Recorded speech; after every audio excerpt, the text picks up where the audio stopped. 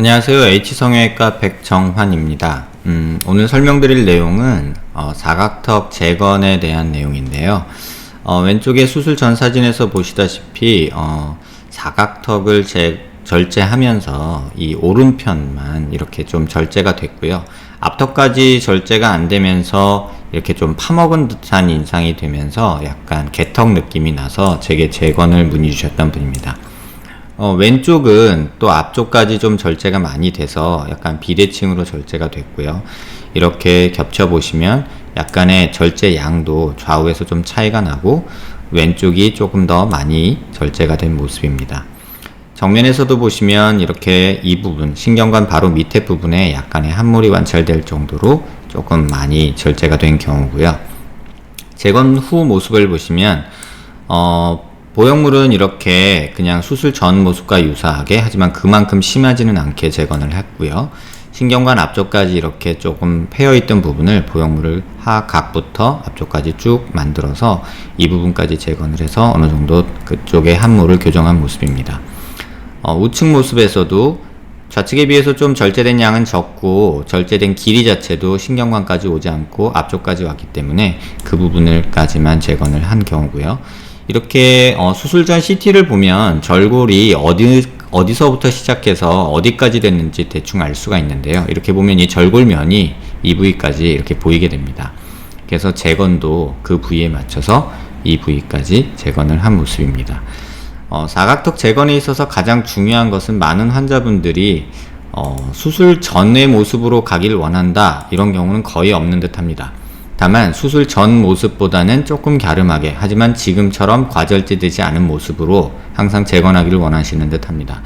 그런 경우에 또 많이들 말씀하시는 게 정면 효과는 많이 없었으면 좋겠고 측면에서 그 개턱 느낌만 많이 없애고 싶다, 이런 말씀을 하십니다. 그런 경우에 이제 재건을 할 때 이 측면, 이 면을 재건을 할 때 이 피질골 부위를 어떻게 처리하느냐에 따라서 그 정면 효과 부분이 나타나게 됩니다. 이렇게 조금 내려서 보시면요, 하악각이 이루는 각도가 있기 때문에 어느 정도는 정면 효과를 안 준다고 해도 이렇게 약간은 생기는 모습을 볼 수 있습니다. 이 정도는 사실은 이 정면에서 보이는 요 라인, 그러니까 워낙에 남아있는 뼈가 이루는 곡선을 좀 정상적으로 만들기 위함이고요.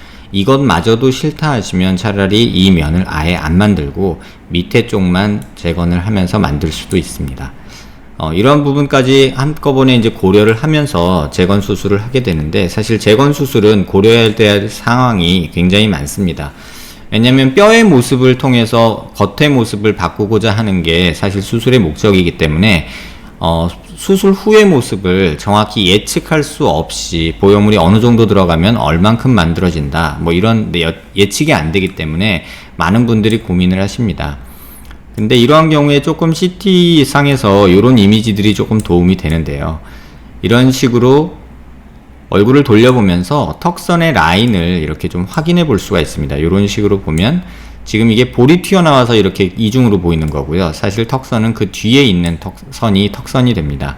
그래서 이런 라인들을 이렇게 겹쳐보면서 목 라인과 턱 라인, 이런 것들을 보면서 정면 효과를 줄 부분이 어디고 또 과절제돼서 없어진 부분이 어딘지 이렇게 조금 살펴보는 이런 이미징 툴들이 있기 때문에 도움을 조금 받을 수 있습니다. 또 측면에서도 보면 이렇게 피부 모습을 보면서 이 부분에 함몰이 이렇게 있어서 개턱 느낌이 나기 때문에 요만큼을 만들어줬으면 좋겠다. 그래서 하악각의 위치는 정상적으로 한 요정도 만들어주는 게 좋겠다 라고 계산을 하고 이렇게 부위를 정해서 겹쳐보면 대략 정확한 모습이, 완전히 정확할 수는 없지만 대략 하악각의 위치를 어디에 위치시켜야겠다라는 이런 모습들이 수술 전에 계획 단계에서 만들어질 수 있게 됩니다. 그래서 단순히 뭐 없어진 거를 살짝 보충하자, 이런 개념이 아니라 좀 더 나은 모습 또는 수술 전의 모습과 거의 유사하게 이런 방향으로 수술을 진행하기 위해서는 수술 전에 이런 CT나 어떤 이미징 툴들을 이용해서 조금 더 면밀히 고민하면서 수술 계획을 환자분과 의사와 함께 하는 것이 중요하리라고 생각이 됩니다. 감사합니다.